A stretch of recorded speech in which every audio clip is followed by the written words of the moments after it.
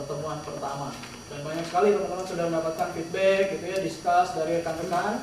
Nah, harapannya di hari ketiga ini teman-teman juga makin fokus, teman-teman juga makin banyak sharing, makin banyak memberikan feedback satu sama lain. Tujuannya hanya satu, memperkaya kelas ini teman-teman. Ya.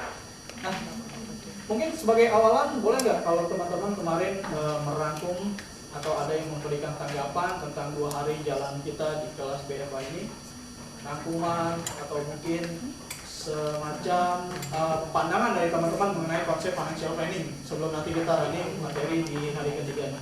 Boleh nggak saya minta beberapa orang itu? Silakan teman-teman. Pandangan teman-teman tentang perencanaan keuangan boleh dikaitkan dengan bisnis yang kita jalani juga. Yuk. Siapa yang mau buka?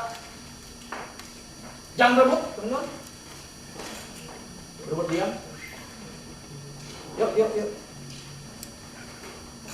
Banyak sekali hal-hal kita sudah bahas ya kemarin ya, 2 hari. Nah, rasanya sih teman-teman juga sudah bisa memberikan gambaran bagaimana tentang perencanaan keuangan.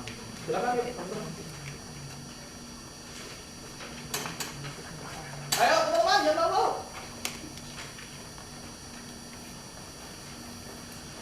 Dilarang tidak bersuara di kelas ini. Yuk.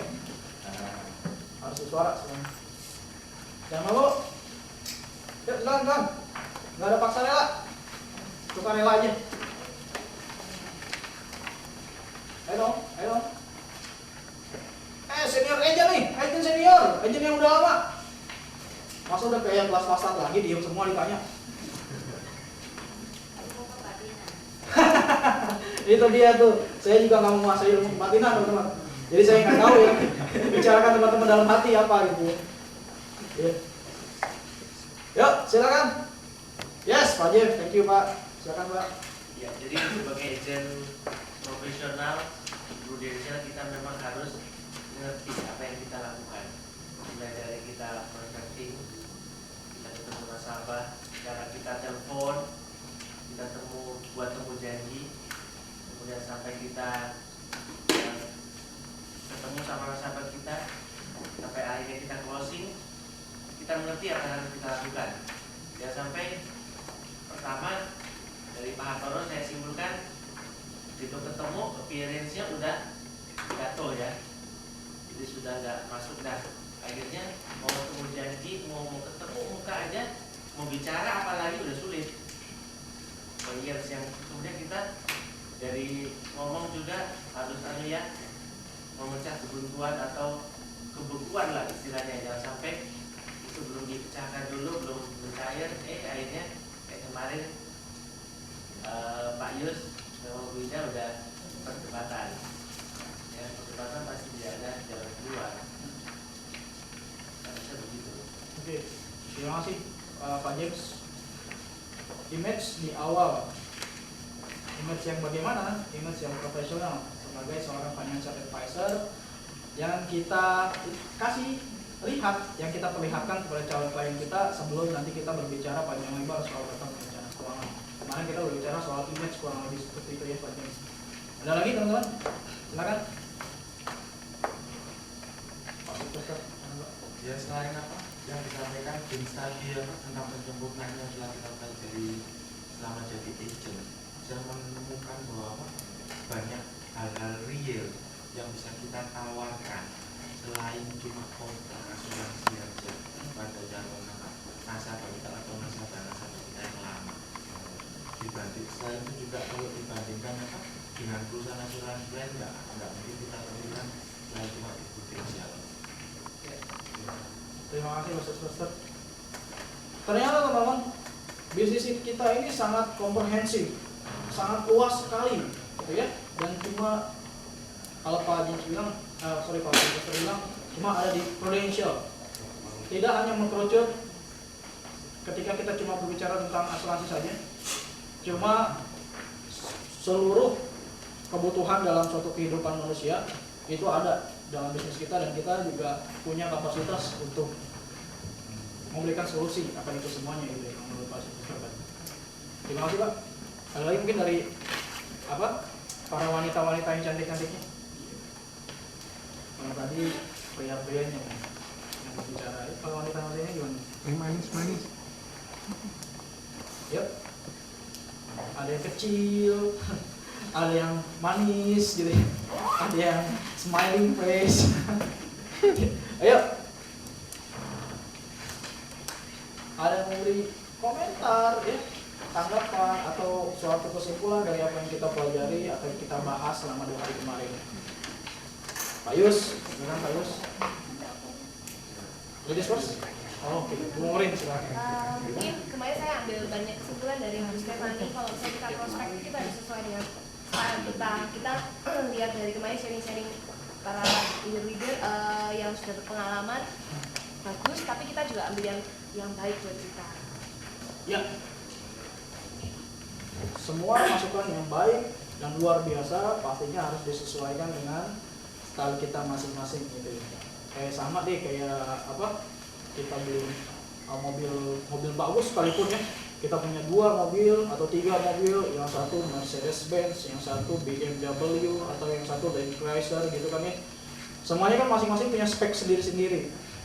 Ketika beberapa suku cadang itu mau di mixkan gitu ya, pasti nggak tempel, pasti nggak cocok antara yang BMW sama yang Mercedes. Masing-masing kan punya karakter dan style masing-masing gitu ya. Kalau kita tipe Mercedes, ya kita nggak bisa ngambil tipe BMW gitu kan itu. Tapi kalau misalkan kita tipenya tipe Hammer gitu, MC Hammer gitu, kita tipenya Hammer kan kita juga nggak bisa ngambil stylenya Land Chrysler teman-teman. Artinya begitu tadi Bu. Thank you Bu. Lanjut Pak Yus silakan. Ya. Sebenarnya kemarin aku itu ini membuat janji ya. Ya. Jadi membuat janji itu dikatakan akasi. Jadi kalau kita membuat janjinya juga nggak bisa, maka kita pengennya pun juga akan sulit. Part X yang masuk dari Ibu Stefani adalah doa. Ya. Ya, itu kesimpulannya dari Pak Tono kan dia mengukur dari stylenya dia dan kita kan punya warna masing-masing. Jadi kita tidak bisa mengikuti warna orang lain, tapi kita bisa berwarna dengan sendirinya. Ya. Terima kasih Pak Yus, masih berkorelasi dengan apa yang tadi dikatakan sama Timorin ya. Tadi satu poin menarik juga dari kesimpulan Pak Yus adalah kunci ya, atau suatu aktivitas yang jadi key dari proses-proses selanjutnya adalah bagaimana kita bisa membuat suatu making appointment yang sempurna gitu ya. Dan juga bagaimana kita bisa melakukan approaching yang maksimal. Karena pintu gerbangnya menurut Pak Yus di situ. Ketika kita sudah bisa membuat janji temu dan merasa bahwa calon klien kita sudah respect dan membuka pintu ya, pintunya sudah di-open gitu, sudah dibuka. Nah, artinya kita juga langkah selanjutnya bisa lebih mudah seperti itu ya teman-teman semua. Nah, ketika kemarin kita melakukan fact finding setelah tadi janji temu, bertemu pertama kali, kan biasa tuh teman-teman kemarin juga lihat ya, ada yang teman-teman di depan mempraktekkan bahwa pertama ice breaking dulu gitu ya. Ada juga yang langsung mungkin straight to the point gitu ya, langsung menawarkan dan juga nggak segan untuk berbicara tentang produk misalnya seperti itu. Nah teman-teman, sekali lagi itu warna masing-masing, tapi kalau kita berbicara yang paling ideal, pastinya kan kita memberikan kesempatan untuk calon klien kita berbicara lebih banyak sehingga kita tahu kebutuhannya apa, dan ketika kita tahu kebutuhannya apa, kita bisa create suatu solusi dan rekomendasi yang cocok banget buat nasabah kita itu teman-teman. Dan di PFA nanti teman-teman akan diberikan amunisi tambahan berupa suatu pola perhitungan yang nyata ya, suatu pola perhitungan yang nyata, real teman-teman, yang harapannya dari perhitungan ini nantinya bisa memberikan suatu rekomendasi yang sesuai juga dengan apa yang dibutuhkan sama nasabahnya. Dengan perhitungan teman-teman semua, pastinya kalau teman-teman menguasai perhitungan itu ya, pola perhitungan itu, respect nasabah ya, itu juga makin tinggi levelnya ke kita, karena kita punya suatu kemampuan untuk menguasai pola perhitungan dan nasabah juga melihatnya kita, wah ini orang menguasai banget apa yang ditawarkan ke saya. Dan juga teman-teman, dengan menguasai pola perhitungan tersebut, kita juga siap dan punya backup mengcounter objection atau keberatan dan mungkin pertanyaan yang nanti akan dilontarkan sama calon-calon klien kita. Kita udah bahas di hari pertama ya, bahwa nasabah sekarang ini punya suatu knowledge dan wawasan yang lebih tinggi dari sebelum-sebelumnya. Dikarenakan satu, media sekarang sudah semakin banyak ya teman-teman, dan dari media itu nasabah-nasabah kita memperoleh pengetahuan khususnya tentang perencanaan keuangan. Nah, makanya kalau misalkan kita menguasai pola perhitungan yang seperti itu teman-teman semua, sekali lagi kita dipandang mempunyai suatu kapasitas dan kapabilitas untuk menjadi seorang perencana keuangan pastinya. Ya. Nah, pola perhitungan teman-teman itu ada beberapa macam. Yang pastinya kita bisa sesuaikan dengan kebutuhan nantinya nasabah, kebutuhan nasabah itu nantinya apa. Lalu kemarin kita berbicara tentang kebutuhan nasabah, itu kita bisa singkat dengan istilah apa kemarin teman-teman? Freedom. Freedom.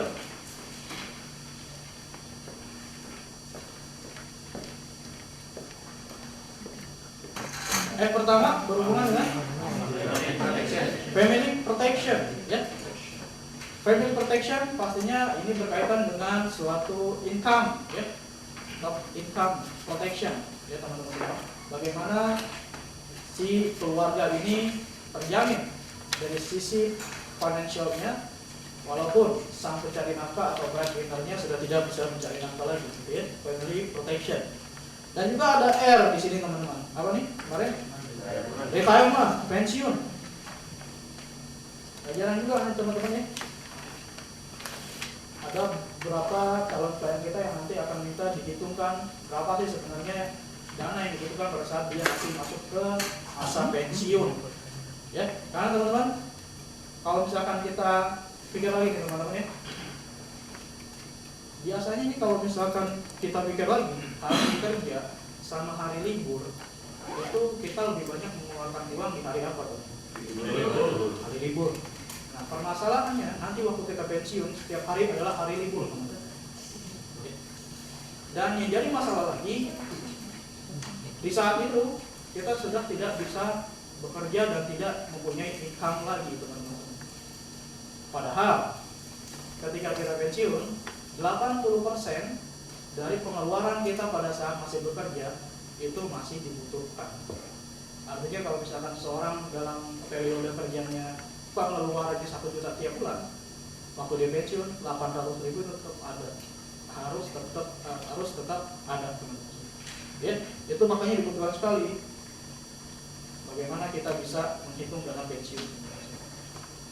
Ada juga apa nih? Education, teman-teman semua. Pendidikan anak, ya, dana pendidikan anak. Ketika kita bicara dana pendidikan anak, idealnya setiap orang tua, teman-teman, itu sudah menyiapkan dana pendidikan, even anaknya belum lahir, anaknya masih di kandungan nih, itu disiapkan dana pendidikan.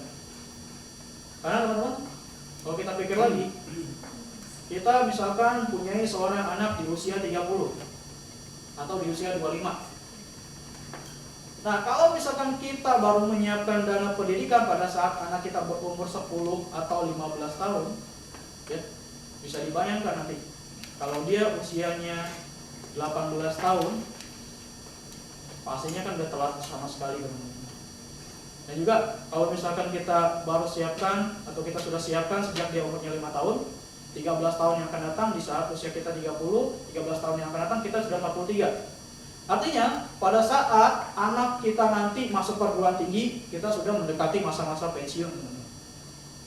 Anak kita masuk perguruan tinggi, kita sudah mendekati masa pensiun. Permasalahannya, pada saat masa pensiun, income kita udah nggak ada lagi. Terus tabungan kita cukup nggak untuk bayarin tuh dana sekolahnya, dana kuliahnya teman-teman. Makanya harus disiapkan sekarang. Bahkan masih dalam kandungan itu disiapkan dalam pendidikan. Ya, itu education. Dan juga kemarin kita bahas tentang E yang kedua, estate planning, ya. Ini berhubungan dengan warisan, pendistribusian warisan. D, disability income atau disability protection, ya. Ada investment, investasi yang lain sesuai dengan piramida kebutuhan atau keuangan nasabah kemarin teman-teman semua. Ada investment. Jadi kalau misalkan fondasinya oke, pilarnya juga udah oke, masuk yang terakhir, orang larinya biasanya ke investasi, baik itu tingkat tinggi, ya, high risk, atau yang sesuai dengan karakter dan profil resiko nasabah kita masing-masing. Dan terakhir, tidak bisa dipungkiri bahwa setiap orang pasti butuh dana untuk medical, teman-teman semua, ya. M, yang terakhir adalah dana untuk medical, seperti itu, ya. Oke? Nah, itu dia sedikit review dari 2 hari kemarin, teman-teman semua. Nah, sekarang kita lihat, kemarin juga teman-teman sudah sedikit membahas tentang yang namanya dana pendidikan. Kita akan mulai teman-teman proses perhitungan dari dana pendidikan. Karena biasanya memang ya yang menjadi suatu isu utama pada saat kita nantinya akan keluar sana, banyak kan bahas tentang dana pendidikan. Ya.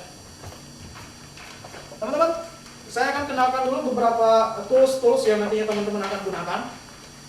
Yang pertama, ini selain brosur, ya, teman-teman juga akan menggunakan suatu tools yang namanya formulir data rahasia atau disingkat biasanya FDR, formulir data rahasia. Oke, semuanya pegang ya.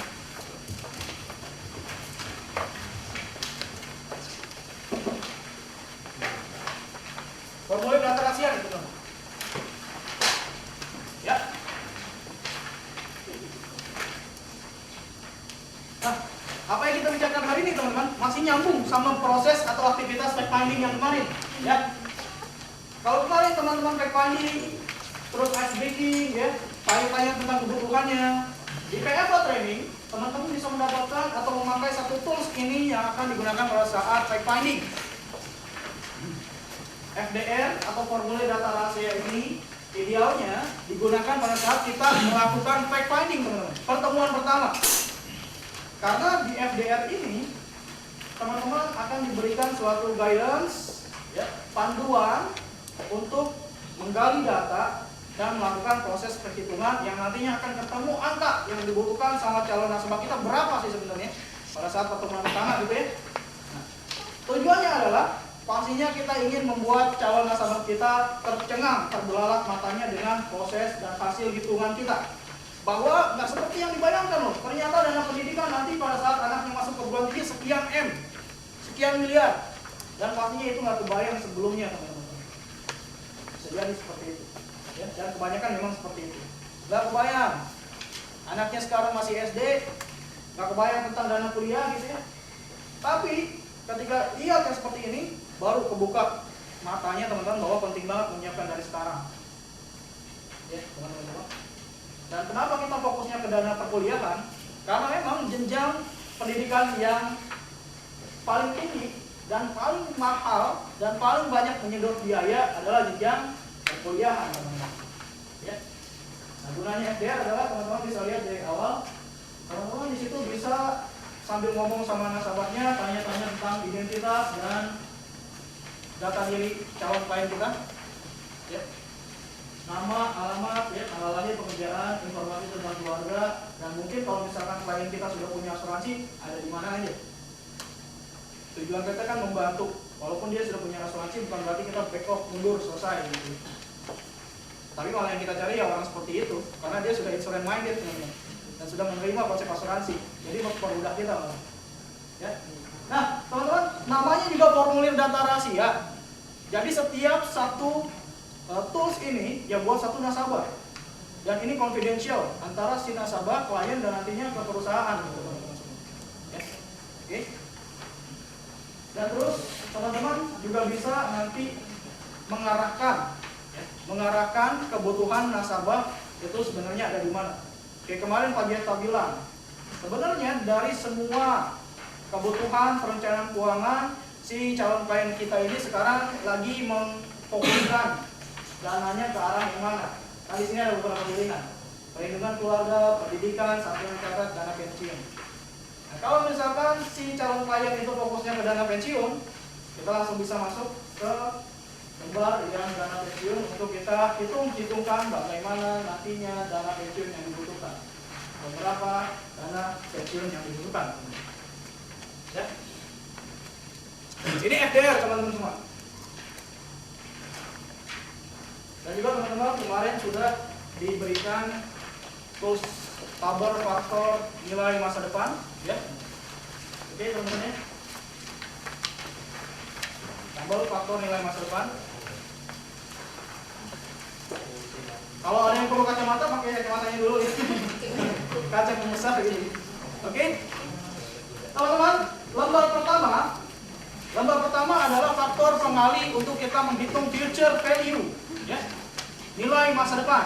Itu teman-teman semua. Oke. Yang kedua, kita akan bisa bagaimana menghitung anuitas. Ya, anuitas artinya berapa sih yang harus dibayar calon klien kita ketika dia memutuskan untuk membeli atau membayar premi dari program yang kita tawarkan. Dari sini kita bisa. Betul, ya. Yang kedua, buat perhitungan pembayaran premi tahunan. Yang di samping sebelah kanan, yang paling kanan, itu adalah bagaimana kita bisa menghitung nanti bagaimana calon klien kita menghitung premi bulanan. Bagaimana kita bisa menghitung premi bulanan untuk klien kita. Yang di belakang ini nanti kita akan gunakan untuk perhitungan berapa lama uang yang kita siapkan untuk dana pensiun bisa terpakai. Oke, nanti kita bahas. Ini ada yang dulu aja teman-teman. Bisa.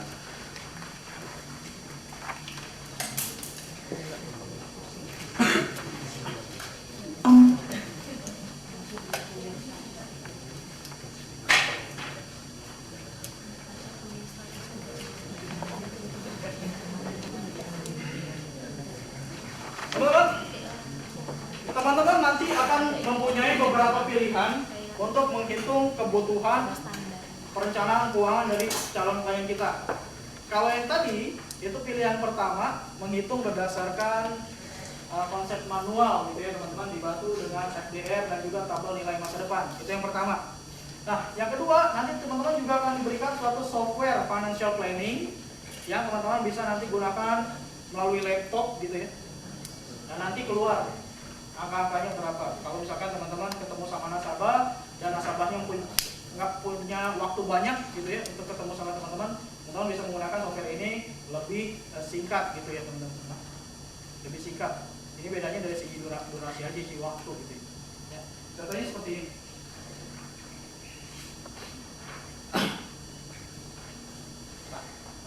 Ya, tabel ini tahun-tahun depan pun masih bisa kita pakai. Betul Pak. Tahun depan pun masih bisa pakai. Itu long lasting lama. Ya, 10 tahun kemudian juga masih bisa kita gunakan. Nah, ini teman-teman yang tadi saya informasikan. Pilihan kedua adalah kita menggunakan software tentang financial planning, ya, software perencanaan keuangan. Kalau ini contohnya tentang dana pendidikan teman-teman semua. Ya, gimana cara pakainya? Makanya nanti hari ini kita akan bahas. Oke. Nah, ini yang kedua teman-teman. Jadi teman-teman nanti masukkan angka. Software ini sudah ada proses perhitungan sendiri dan sudah ada formulanya, formula rumusannya. Jadi nanti hasilnya langsung keluar. Ya, itu yang kedua. Yang ketiga, kita juga nanti bisa menggunakan kalkulator. Dalam hal ini adalah financial calculator yang kemarin kita diskusikan untuk menghitung nilai masa depan atau anuitas, atau juga bagaimana kita bisa menghitung dana yang dibutuhkan atau dana yang ditarik tiap tahun ketika kita nanti masuki dana pensiun, gitu teman-teman. Ya, masuki masa pensiun. Jadi ada 3 pilihan teman-teman semua. Pertama kita akan bedah dulu nih bagaimana cara perhitungan manualnya. Lalu nanti kita akan masuk ke perhitungan menggunakan software. Dan nanti di bulan depan kita akan fokus bagaimana cara menggunakan kalkulator untuk menghitung nilai masa depan, ya, juga menghitung dana pendidikan, dana pensiun, dana proteksi income, dan juga disability income, gitu teman-teman. Ya, bulan depan. Tahun depan teman-teman akan lebih expert lagi, karena di tahun depan teman-teman akan mengikuti program Certified Financial Planner. Ya. Dari Paris. Kenapa? Sebelum ke Paris, Pak. Paris kan bulan April, ya. Nah, ini bulan akhir bulan 1 ya, Januari itu sudah running. Atau at the latest tuh awal bulan Februari tuh. Setelah UN. Ya. Nah, setelah UN. Setelah UN. Setelah World Night. Oh, tapi jangan-jangan World Night-nya di Prancis loh, kan ya? Di Menara Eiffel. Kenapa? Iya, World Night bulan 4 tuh. Sebelum World Night berarti. Ya, kick off. Bisa jadi pada saat running mendekati ujian ya, ujian CFP kan itu kan 4 bulan kan ya teman-teman. Itu kita baru balik dari France gitu ya. Oke. Nah, begitu teman-teman semua. Nah, sebelum kita mulai ada pertanyaan teman-teman? Silakan, Pak, ini yang di atas ini adalah persentase bunganya ya Pak? Betul ya Pak? Ya. Betul ya Pak? Ya. Terus kemudian kalau misalnya perhitungannya itu ternyata 2,5% per tahun gitu, berarti di antara 2 dan 3 ditambahin setengah gitu kan? Terima kasih Pak. Kalau di atas sih teman-teman, itu biasanya kita mencari persentase inflasi ataupun return ya dari investasi kan gitu ya. Ini pertanyaannya menarik sekali teman-teman. Gimana kalau misalkan angka return atau inflasi pada saat itu adalah 2,5 atau misalkan 2,8 kan gitu ya. Caranya gimana nih Pak? Nggak ada setengah-setengahan di sini. Bukan aja. Ya. Nah, teman-teman, umumnya proses perhitungan itu benar sekali dibulatkan. Kalau misalkan 2,5 ke atas itu dibulatkan menjadi 3 ya. Dan kalau misalkan di bawah itu dibulatkan ke bawah seperti itu. Ya seperti formula matematik yang biasa kita juga kenal di sebelumnya. Jadi seperti itu Pak. Dan itu juga angkanya nanti nggak signifikan berbeda gitu ya. Walaupun misalkan 2,3% kita hitungnya kedua itu nggak signifikan nanti angkanya Pak. Ya, nggak jauh beda. Gitu. Dan juga teman-teman, angka yang kita hitung di sini dan yang di software itu punya potensi untuk berbeda juga. Cuma sekali lagi nggak signifikan. Kalau misalkan di sini kita ketemunya 2,6 juta, gitu ya. Perhitungan manual kita 2,593 juta, misalkan seperti itu. Ya. Itu kan nggak beda jauh tuh. 2 juta, misalkan 2,6, kita hitungnya 2.590.000 misalkan. Beda 10.000 gitu atau beda 1.000 gitu, no problem kan. Ya, oke. Pak, satu lagi Pak. Kalau misalnya ternyata inflasi, katakan kita ngitung 10 tahun. Ternyata tahun pertama mungkin 10%, tahun kedua berbeda, tahun ketiga itu kayak apa, di rata-rata atau kayak apa? Ya, thank you. Kemarin kita balik lagi ke materi yang 6 tahapan proses perencanaan keuangan kan ya, teman-teman ya. Di akhir itu kan ada proses monitoring Pak. Memang kita perhitungan saat ini, saat kita hitung pakai inflasi yang berapa gitu. Cuma di tahun depan kan kita evaluasi lagi. Kalau misalkan ada suatu inflasi yang naik atau turun, kita pakai perhitungan yang menyesuaikan dengan inflasi atau return yang ada saat itu. Hitung ulang. Ya, kan pas kita hitung-hitung seperti ini nggak cuma sekali aja kita ketemu sama klien. Tahun depan kita ketemu lagi dong. Nah, kita review lagi, kita monitor lagi kan gitu ya. Nah, kita sesuaikan. Dan mungkin aja dari rekomendasi kita nih teman-teman ya, 2 juta tiap bulan Bu. Saya nggak mampu 2 juta tiap bulan sekarang. Boleh nggak kalau saya mulai dari 1 juta? Apakah teman-teman nahan aja, udah nanti deh kalau ibu mampu 2 juta baru closing sama saya? Kan nggak gitu juga. Saya akan mampu. Ya udah, sekarang mungkin 1 juta, ya 1 juta sambil jalan. Next year, ya atau 2 tahun lagi, misalkan dapat bonus tahunan, ya atau ada dana lebih, nah itu bisa dialokasikan untuk menambahkan preminya, misalkan. Kan perhitungannya beda lagi nanti. Dan kita evaluasi lagi dari perhitungan yang sudah kita desain di pertemuan pertama, seperti itu barang lebih banyak. Thank you Pak. Perhitungannya itu dikasih ke nasabah. Perhitungannya dikasih ke nasabah. Setelah saya dihitung itu kita kasih review ke nasabah lagi. Misalkan Iya. nanti bunganya tinggal 1 juta ini yang belum Iya. di Kita review lagi pasti. maksudnya diberikan ke nasabah. Kita berikan ke nasabah. Kalau misalkan contohnya masih tadi ya, Pak, kalau kurangnya 1 juta kan gitu ya. Nanti hitungnya bagaimana lagi? Kita kan teman-teman hitung ini di awal pasti kita kasih gambaran bahwa dia butuhnya sekian juta. Iya. Ketika dia masih kurang bayarnya kan gitu, kita ingatkan aja. Dan pastinya setelah itu kita buatkan ilustrasi. Ya, dari hasil perhitungan kita ini nanti kan diimplementasikan di lagi berupa quotation atau ilustrasi kan gitu ya teman-teman. Dan nanti kalau misalkan ibu ternyata sekarang bayarnya 1 juta, ilustrasinya begini. Ya. Nah ini juga ada ilustrasi kalau misalkan di tahun besok atau tahun ketiga ibu nambah lagi 1 juta, jadi preminya 2 juta tiap bulan. Itu akan segini gitu ya. Dan indikatornya apa? Indikatornya dana yang dia tuju, gitu. Dana yang hasil perhitungan kita, seperti itu Pak. Tidak finansial check itu perhitungannya dari customer. Perhitungan maksudnya perhitungan hasil perhitungan kita. Prosesnya itu perhitungan. Maksudnya dia kita hitungkan Iya. dikasihkan ke nasabah. atau cuma hasilnya aja? Oh pasti hitung-hitungannya juga kan? Oh, Iya yang seperti Supaya saya. bawa data buat dia. Iya, pasti kita kasih. Ya ingat lagi sama Kak Son. Dan nggak, teman-teman, Kesimpulan. kalau bisa nggak cuma kita kasih teman-teman, tapi juga kita informasikan bagaimana caranya gitu. Kita aja nggak cuma ini hasil perhitungan saya Bu ya. Bisa. Bagaimana dapatnya kan? Tujuan kita menguasai perhitungan ini kan biar kita di depan nasabah bisa hitung-hitungan bareng gitu. Biar kata keren kata Pak Yus gitu. Dan memang tambah keren pastinya Pak Yus ya. Apalagi kan jenggotnya makin lebat pastinya. Asal jangan makin rontok aja Pak.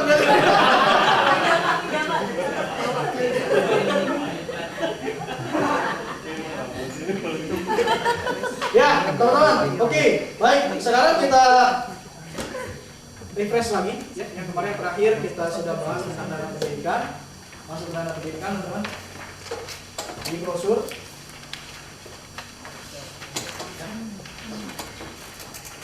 Saya ulang lagi nih. Contoh untuk nama anak dari klien kita, yaitu si Dewi namanya ya. Diketahui dari hasil pre-funding, dari hasil obrolan kita di pertemuan pertama, si Dewi ini umurnya 6 tahun dan ibunya ingin menyiapkan dana pendidikan buat dia. Berarti kan jumlah tahun yang dibutuhkan itu 12 tahun. Iya. Ya. Biaya pendidikan saat ini 300 juta. Dapat dari mana teman-teman? Dapat dari mana? Dari tabel yang pertama tadi, Mas. 12 tahun faktor nilai masa depan. Oke. 304 juta dapatnya dari mana? Oh, dari total biaya Yes. ditambah Dari biaya total sekolah. pendidikan yang paling belakang ya. Dari estimasi dana pendidikan tahun 2009-2010. Dapatnya dari mana? Nah, di bawahnya itu sumbernya teman-teman bisa baca tuh ya. Dari beberapa konsultan pendidikan di Jakarta dan situs beberapa universitas di Indonesia. Oke. Kalau misalkan kita tahu deh si Dewi ini kuliahnya mau di Indonesia aja. Dengan biaya pendidikan rata-rata per tahun 40 juta. Dan kalau kita bicara dana pendidikan, nggak cukup SPP atau uang semesterannya aja. Pastinya juga kita harus hitungkan juga biaya hidup per tahunnya. Berapa? Di sini tertulis biaya hidup per tahunnya 36 juta, teman-teman. Jadi total per tahun 76 juta dikali 4 tahun, idealnya untuk menyelesaikan jenjang S1 ya. Berarti 76 tahun dikali 76 juta. 76 juta dikali 300 dikali 4 tahun berarti 304 juta.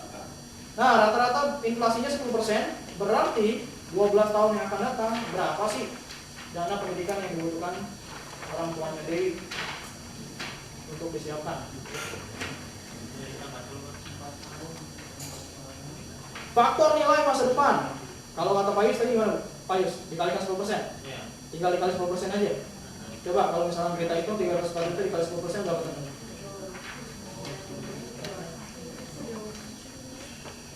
Berapa?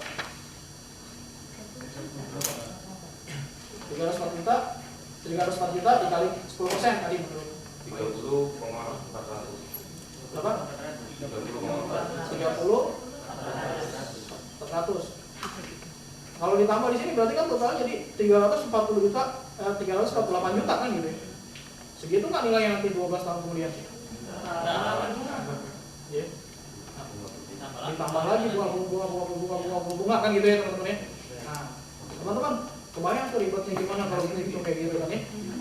Nah, di sini teman-teman ada yang namanya tadi faktor tabel nilai masa depan yang teman-teman bisa jadikan acuan untuk faktor pengali. Dan sekali lagi data-datanya diambil dari Badan Pusat Statistik yang sudah pasti valid, teman-teman ya. Faktor nilai masa depan untuk pengalinya 3,138. Dapatnya dari mana, teman-teman? Faktor nilai masa depan 10%, 12 tahun. Faktor nilai masa depan. Kalau kita lihat tahunnya berarti kan 12 tahun kemudian ya. Inflasinya 10%. Berarti ditarik tuh, teman-teman. 12 tahun ke-12 ditarik ke kanan 10%, jadi ketemu angka 3,138 gitu ya. Nah, untuk mengetahui biaya masa depan atau future value untuk dana pendidikan si Dewi, tinggal dikalikan 304 juta dikali 3,138. Oke. 3,138. Hasilnya berapa? 953 juta 952 ribu, seperti itu ya. Dan untuk mengetahui berapa sih per bulan si ibunya Dewi ini harus bayar premi atau per tahunnya juga berapa gitu ya. Tinggal dilihat juga teman-teman faktor tabungan dengan tingkat pengembalian sebesar 12% dan juga waktu 12 tahun. Berapa faktor tabungannya? Ya. Teman-teman lihat tuh di faktor tabungan tahun ke-12 dengan tingkat pengembalian 12%, berarti di situ tertulis 27,029 dan itu menjadi faktor pembaginya teman-teman untuk biaya atau premi tahunannya. Oke. Sip. Kalau dana yang tersedia umpama 550 juta ya, dikurangkan. kalau misalkan ada dana tersedia, ibunya Dewi punya deposito 25 juta atau 50 juta, itu jadi faktor pengurang. Ya. Oke? Ya. Pak, ini kan kita ketemu di software ini menabung mulai saat ini 35 juta sekian per tahun ya. Betul. Sedangkan ini estimasinya pengembaliannya kan 12% Betul. per tahunnya. Kalau diaplikasikan ke PAA, ini kan bisa lebih hasilnya kurang daripada ini karena Betul kan sekali. dikurangin akuisisi. Iya. Makanya ini kan contoh teman-teman. Kalau misalkan kita lihat di saver PAA yang equity tingkat estimasi tertingginya 15% lebih kan gitu ya. Ini bisa membantu juga dari Bu Dewi. Nggak sampai 35 juta jadinya dia nanti. Nggak bisa loh Pak, kan itu kita kan di PAA kan akuisisinya Oke teman-teman. Teman-teman jangan sampai lupa teman-teman. PAA itu kan dibagi dua, proteksi dan saver. Nah, yang kena biaya akuisisi, biaya asuransi itu yang mana teman-teman? Proteksi. Sementara savernya kenapa? 5%. Ya, asuransi Pak. 5%. Iya. Ada pengurangan seperti itu kan ya, teman-teman. Nabung di sini kan ini nabungnya nanti kan dibagi premi sama Betul. Nah, nanti premi sorry Pak, sebentar. Premi yang masuk teman-teman, misalkan ini 35 juta ya, itu di breakdown lagi per bulannya berapa? ya. Nah, itu nanti teman-teman akan ada pecahannya lagi. Entah itu untuk proteksi atau misalkan untuk investasi. Nah, kalau misalkan kita hitung-hitung ini teman-teman, ini kita hitungan khusus buat investasinya, bukan termasuk proteksinya gitu teman-teman. Gitu kan. Ada biaya untuk proteksi lagi. Makanya nih nanti di sini di brosur tidak lengkap teman-teman semua. Ini buat gambaran aja seperti itu ya. Dan lengkapnya teman-teman nanti akan menggunakan FDR tadi, formulir data rahasia. Seperti kemarin ada Bu Lydia tanya gitu ya. Di faktor nilai masa depan kan ini cuma tertera 3%, 5%, 8%, 10% kan gitu ya. Ntar kalau 7%, terus juga 28%, lihatnya di mana? Di tabel nilai masa depan. Di situ yang mantap. Ya. Oke, teman-teman, kita coba dulu teman-teman. Kita sama-sama dulu. Ya, Pak Silvester silakan Pak. Yang tadi Pak ya. Boleh. Kalau sudah diketahui 35 juta sekian per tahunnya, Ya. itu nggak ada softwarenya yang bisa ngeluarin preminya berapa, savernya berapa. Ada Pak, makanya ini mau kita bahas. Ya. Dan teman-teman, tenang aja dulu, ya jangan buru-buru.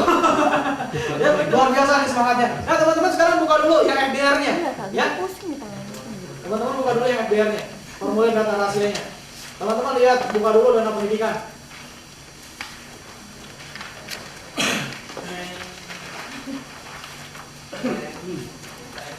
Ya, di dana pendidikan teman-teman, di poin D, ya, teman-teman tuh ada tuh pilihan cara untuk mencapai tujuan Anda. Pilihan 1, investasi menyeluruh, artinya lump sum, single premium, gitu ya.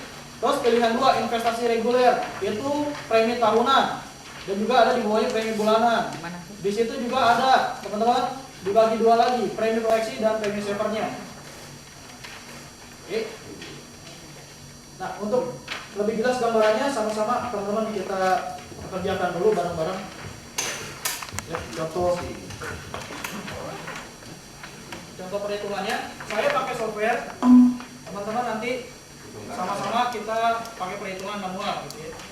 Contoh nih.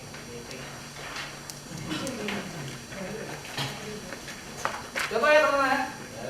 Nama anaknya siapa? Dewi. Hah? Dewi. Yang lain. Koirul.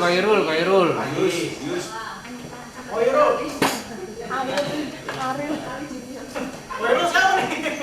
Koirul Yus. Ya. Amalia. Koirul umurnya berapa nih sekarang? 1 tahun. Berapa? 35. Anak pertama ya. Anak pertama. Ini anak pertama 35 umurnya. 6 tahun, Mak. Ya. 6 tahun. 3 lah. 3. Umur 3 tahun, berarti yang waktu untuk diperlukan untuk menyiapkan dana pendidikan kuliah kan berarti 15 tahun. Ya, 18 tahun masuk kuliah ya teman-teman. Coba teman-teman sambil tulis dong di FDR-nya. Di fotokopinya aja ya, yang mana dari kuliah.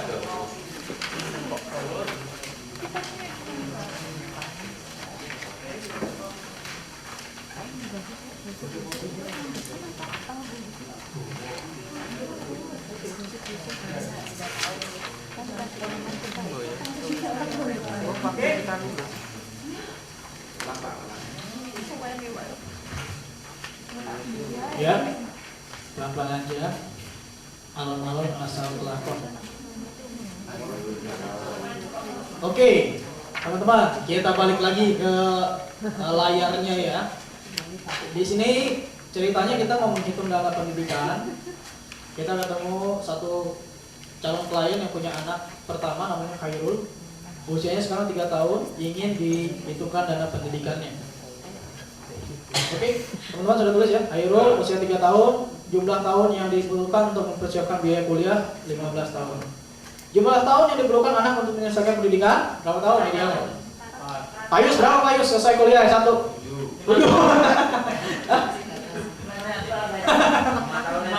Ya idealnya 4 tahun teman-teman ya. Kan kita pengen anak-anak selesai tepat waktu. Oke. 4 tahun ya.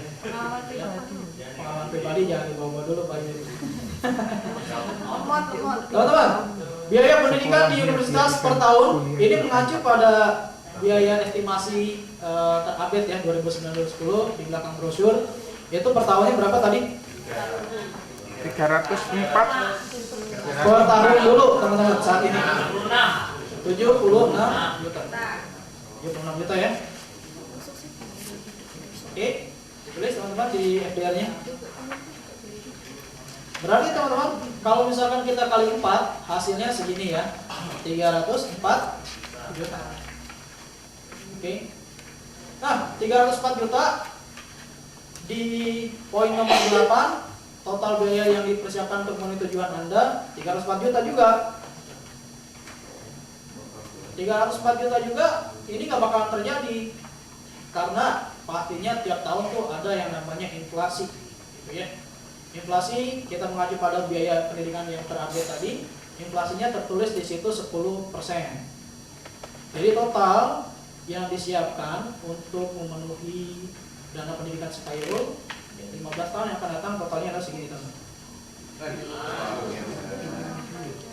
1,26988,444 artinya 1,2 M ya 1,269 M.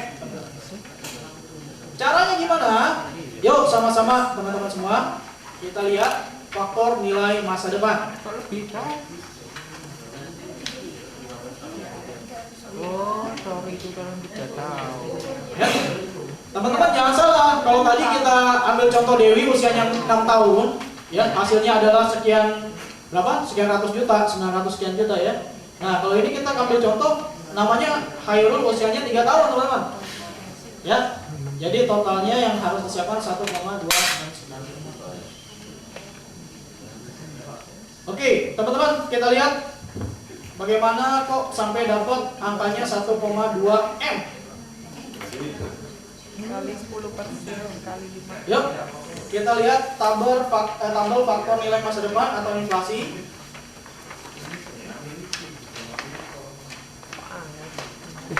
Lihat di sini teman-teman, tabel faktor nilai masa depan atau inflasi. Lihat di situ ya. Waktu yang ditentukan berapa belas tahun? 15. Kita tarik teman-teman 15 ke bawah ya. 15 tahun. Terus Inflasinya 10. inflasi tiap tahunnya berapa? 10%. Kita tarik ke kanan teman-teman, 10%. Berarti di situ ada faktor pengalinya tuh. Berapa? 4,1772. 4,1772 ya. Oke, semuanya sudah semuanya. Oke, kita samakan dulu yang belum masuk ke faktor nilai masa depan, coba disamakan supaya nggak ketinggalan sama teman-teman yang lainnya. Ya, oke, sudah ketemu teman-teman? 4,1772 dikalikan 304 juta. Sekarang coba teman-teman, dikalikan 304 juta. 4,1772 dikalikan 304 juta, hasilnya berapa? 120. Sama nggak hasilnya dengan yang di depan teman-teman? Benar ya? Dikit aja itu masih pendidikan, no problem ya. 1,2. Iya, betul. Oke, 1,26 miliar kayak gitu ya. 1,26 miliar. Gitu ya. Ketemu semua? Selisih 20.000 aja, no problem. Oke, ketemu semua teman-teman? Any question? Ada pertanyaan dari sini? So far oke ya? Cengli ya? Oke. Lanjut. Bungkus nih. Ya, oke. Baik teman-teman, diketahui bahwa dana pendidikannya si Khairul nanti waktu dia masuk perguruan tinggi 1,269883 miliar ya. Nah, terus kan kita pada saat Pekpandi gali data juga dong. Kalau tadi Pak Lutfi bilang kira-kira kalau misalkan dia sudah punya deposito itu jadi faktor apa Pak? Pastinya faktor pengurang ya teman-teman. Nah, orang tuanya Khairul ternyata mempunyai tabungan yang tersedia saat ini kira-kira berapa teman-teman? 5 miliar. Oh. Gak usah hitungan begini Pak Edi. Udah punya 5. Berapa? 40 juta. 50 juta. Ini baru pendidikan. Iya. Terima kasih Bu Teti. Teman-teman, memang kita juga harus mengingatkan lagi ya akan konsep dana pendidikan ini. Artinya dana yang kita tabungkan itu memang khusus pendidikan, nggak boleh dicampur-campur gitu. Dana pendidikan ya dana pendidikan aja. Mungkin ya kita pernah ketemu, kita tanya sama orang tuanya udah disiapkan tuh dana pendidikannya. Oh udah, berapa? 1 juta. Iya, 1 juta tiap bulan, misalkan seperti itu ya. Nah, ini khusus dana pendidikan. Enggak sih, nanti kalau misalkan saya perlu apa-apa, saya juga ngambilnya dari situ juga. Nah, kan sama aja. Ya. Campur kayak gado-gado. Dana pendidikan ya khusus dana pendidikan aja teman-teman. Ya. Udah siapkan belum dana pendidikannya, dana pensiunnya? Udah, berapa? 1 juta. Yang dana pendidikan berapa? Pensiun berapa? Pokoknya dicampur 1 juta untuk dana pendidikan dan pensiun ini. Ya nggak bisa begitu juga ya teman-teman ya. Porsinya untuk dana pendidikan saja seperti itu ya. Oke. Misalkan 50 juta. Tingkat pengembalian tabungan yang diterima biasanya kalau deposito berapa persen? 8. 8? Serius? 5% ya. 5% ya teman-teman. 8% biasanya kalau misalkan kita depositokan M-an tuh, ember. Baru bang bayar 8%. 5%? Oke?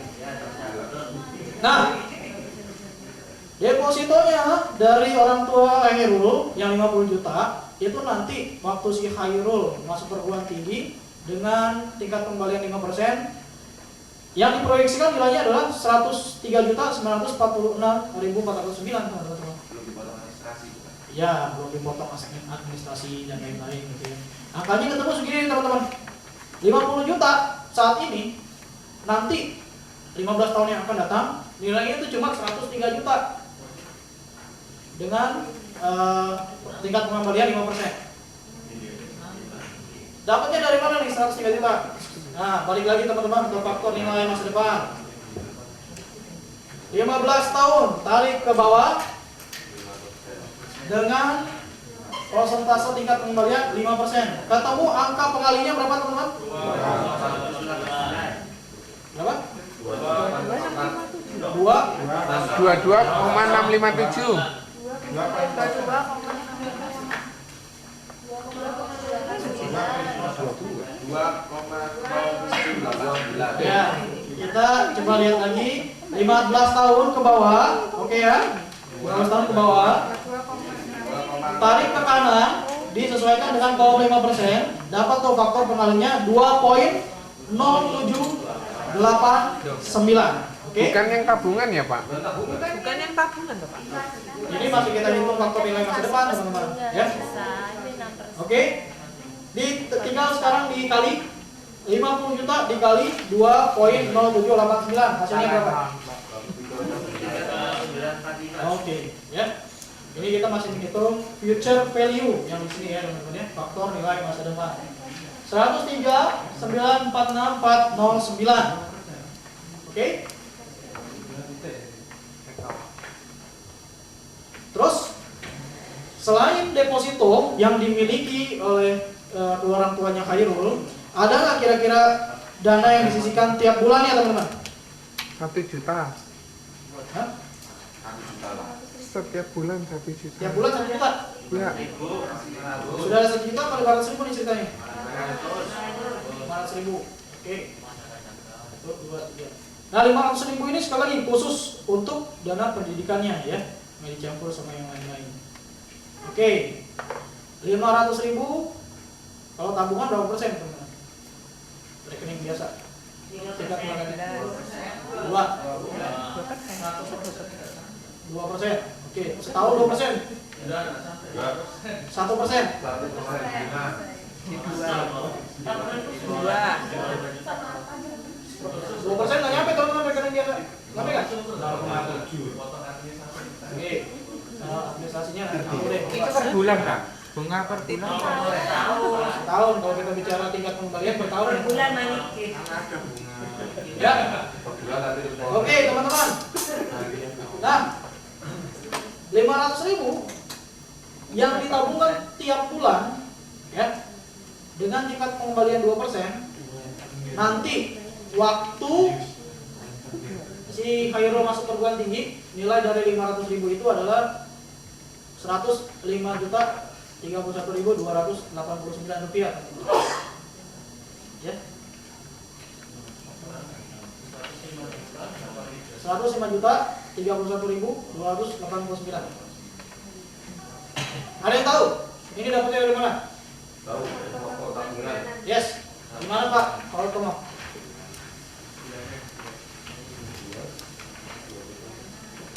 Tabelnya yang digunakan tabel apa Pak? Bulanan. Sekarang kita buka tabel faktor tabungan dan nilai masa depan pembayaran berkala bulanan. Oke? Balik lagi tahunnya berapa? 15 tahun. Prosentasenya 2%. Dapat faktor pengaliannya berapa? 210.06. Gitu ya. 210.06 dikalikan 500 ribu. Coba teman-teman dikali. Hasilnya berapa? Sama nggak sama yang berapa? Berapa Pak James? 105 juta 30 ribu. Ya. Beda 1.000. Beda 1.000. Oke. Yang lain sudah ketemu? Sudah? 105 juta ya, betul ya? Baik. Selanjutnya teman-teman, berarti kita sudah mengetahui dana yang telah disiapkan sama orang tuanya Khairul. Dan kita perlu ingatkan juga, dan buat kita informasi teman-teman, ini pakai sistem dollar cost averaging. Artinya tabungan ini terus jalan gitu ya. Kalau misalkan tadi kita dapat nilai 500 ribu, kita tahu dia nabung 500 ribu tiap bulan. 500 ribu itu sama 15 tahun ke depan ya nggak boleh putus-putus. Rutin, dollar cost averaging. Kalau misalkan dia ada jeda aja, sebulan 2 bulan, berubah lagi perhitungannya teman-teman. Gitu ya. Nah, oke. Berarti kita sudah tahu dana yang sudah siap nantinya pada saat Khairul masuk perguruan tinggi dari deposito 103.946 sekian dan dari tabungan yang disisihkan tiap bulan 105 juta sekian. Totalnya adalah yang sudah disiapkan nantinya 208.977.000 sekian. Ya. Oke. Kalau kecepatan, ulang lagi teman-teman. Ulang. Ya. Kalau kecepatan teman-teman, kita review lagi, kita ulang lagi, no problem. Nggak buru-buru juga nggak apa-apa. Ya, masih banyak waktu kita. Nggak nyambung. 208 dari mana? 208 dari mana? Dari sejauh teman-teman. 103 tambah 105. Sama. Ditambahin. Kalau selatan dari mana asalnya?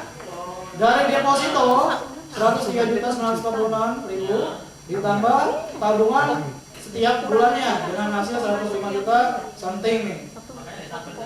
Ditambah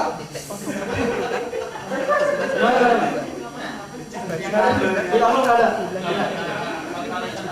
Karena tinggal ditambahkan saja teman-teman. Jadinya 208.977.000.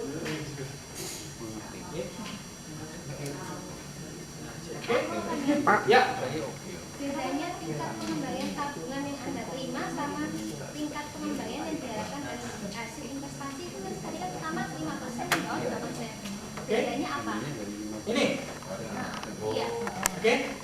Ini dari deposito yang sudah dia punya. Deposito kan sekali aja tuh biasanya ada jatuh temponya sekian tahun mendatang, gitu ya. Dari deposito itu berapa nanti nilainya pada saat si Nairo 15 tahun lagi masuk perguruan tinggi, gitu ya. Itu tingkat pengembalian tabungan yang Anda terima. Artinya dari depositonya itu 5% tiap tahun tuh dapat dia pengembaliannya. Kita cari tahunya dari deposito bank yang ada saat ini. Betul. Ini 5% estimasi kita. Yang kita lihat dari yang sekarang ada kan tadi kan. Kalau tadi ada yang bilang 8%. Wah, 8% dari mana kan jarang-jarang kan ya. Kalau yang idealnya kan umumnya ya 5%-an kan deposito sekarang. Sementara yang ini yang tingkat pengembalian yang diharapkan dari investasi, rekening biasa yang ditabungkan 500.000 tiap bulan. Setahunnya kan 2% tadi kalau menurut Pak ini malah 1%. Tabungan harian. Oke? Sebentar Pak Darsono, tadi ada yang tanya dari sini. Ada? Pak, yang tadi yang 103 itu kenapa kok dikalikan dengan inflasinya, Pak? Nilai yang iya betul. Teman-teman, ada pertanyaan? Kenapa 103 juta ini harus dihitung melalui tabel faktor inflasi? Kenapa teman-teman? Karena nilai beda. Karena kita hitungnya future value teman-teman. Nilai yang sekarang nanti 15 tahun kemudian dengan inflasi yang 5% berapa nilainya? Gitu Pak, ya. Sekarang nih kita nabung nih sekarang 50 juta nih ya, kita depositokan. 50 juta ini nih kalau kita diamkan aja dengan tingkat pengembalian 5%, nanti 15 tahun lagi nilainya jadi berapa? Gitu. Ini nilainya jadi segini Pak. 109 juta. Itu sudah ditambahin bunga yang 5% itu ya, Pak? Iya. Rumus inflasi sama rumus bunga itu sama. Ya. Oke. Investasi sama rumus inflasi. Oke Pak Joni ya. Iya, Pak. Sip, thank you Pak Darsono. Ya, sama. Oke. Ada lagi teman-teman? Pak, kalau yang 500.000 tadi itu tahunan ya, tinggal dikaliin yang tabel yang bunga yang tahunan. Kalau 500.000 nabungnya tahunan. Berarti perhitungannya nggak pakai tabel kepala bulanan, tapi hitungnya pakai yang tahunan. Tapi intinya sama ya, Pak. Kalau misalnya 500.000 dengan 2%, hasilnya 105. Kalau tahun 6 juta. Karena kan di sini teman-teman ya, kalau untuk yang di FDR atau di sini pertanyaannya dia disisihkan per bulan Pak. Karya tahunan per bulan. Ya. Oke. Yang lain? Sekarang murid. Dia simpanan berupa emas. Ya, teman-teman kita fokus dulu ya. Biar teman-teman semua dengar pertanyaannya. Ya. Biar teman-teman semua dengar pertanyaannya. Dengerin saya. Nah, iya. Bu Morin tadi ada bertanya teman-teman kalau misalkan aset yang disimpan dalam bentuk emas, ya, dalam bentuk emas teman-teman. Kita lihat di sini nggak? Iya. Dengan catatan tadi emasnya digunakan untuk dana pendidikan nantinya pasti. Iya. Nih ada emas nih 2 balok gitu itu. 2 balok. Ini nanti buat dana pendidikan anak saya. Nah, kita estimasikan itu senilai berapa gitu teman-teman. Iya. Ya. Dan kalau emas biasanya rata-rata kenaikan per tahun berapa persen? 10. 10%. Lebih loh. Rata-rata per tahun. 10. Nah, disesuaikan aja, nanti tinggal di konversikan ke uang, nanti tinggal hitung di sini. Tapi jangan lupa nanti teman-teman ya, kalau aset ya teman-teman, kalau aset itu kan buat jangka panjang. Aset juga kan itu nggak liquid ya. Kayak misalkan tadi emas, tanah, emas sih cepat dicairkan. Cuma kalau kita nanti di tahun-tahun yang akan datang, itu emas harganya masih segitu atau tidak gitu teman-teman. Itu juga nggak liquid, harus dijual lagi kan gitu. Belum tentu orang mau beli dengan teman-teman. Coba bayangkan deh, 15 tahun yang dulu itu emas kakek nenek kita gimana tuh bentuknya teman? Kalau dijualnya sekarang, ya itu kalau dalam berbentuk sudah dalam bentuk gitu ya kita jual lagi, itu nanti akan terjadi penurunan nilai jual teman-teman. Karena dia akan kena ongkos lebih juga, dan juga kalau perhiasan kan soalnya kan kadar dan lain sebagainya, jadi faktor pengurang juga nantinya gitu ya teman-teman ya. Kalau balok ya itu masih memungkinkan gitu ya, masih bagus karena dia nggak kena ongkos lebih.